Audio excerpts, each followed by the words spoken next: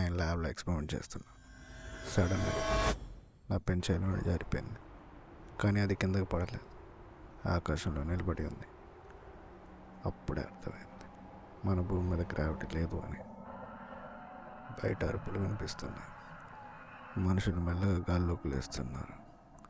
Bikes, cars road నుండి ఎగిరిపోతున్నాయి. చేతుల్లో ఉన్న ఫోన్ కూడా కంట్రోల్ పోతుంది. వాల్స్ పట్టుకోకపోతే జనాలు ఫ్లోట్ అయిపోతున్నారు.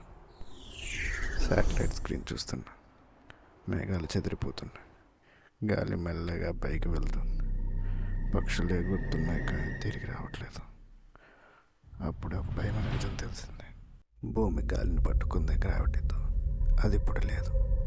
ఆక్సిజన్ కూడా కాసేపట్లో వెళ్ళిపోతుంది. మనుషులకు బ్రీతింగ్ ప్రాబ్లం స్టార్ట్ అయింది.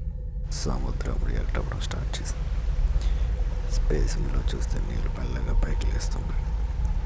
రివర్స్ పాత్ నుండి బయటకు వస్తున్నాయి. ఎర్త్ నుండి నీళ్ళు మెల్లగా స్పేస్లోకి జారుతున్నాయి. ప్లానెట్ స్టెబిలిటీ పోయింది. భూమి లోపల ప్రెషర్ బ్యాలెన్స్ లేదు. క్రాక్లు స్టార్ట్ అయ్యాయి. వాల్కనోస్ యాక్టివ్ అయ్యాయి. గ్రావిటీ లేకుండా ఎర్త్ని హోల్డ్ చేయడం అసంభవం. ఇదేనా లాస్ట్ ఇక్కడ కావచ్చు. గాలి లేదు, నీళ్ళు లేవు, జీవం లేదు. ఎర్త్ ఇప్పుడు ప్లానెట్ కాదు, స్పేస్లో డ్రిఫ్ట్ అయ్యే ఒక బ్రోకెన్ రాక్. గ్రావిటీ కనిపించకపోవచ్చు, కానీ అది లేకపోతే మనం కూడా ఉండం.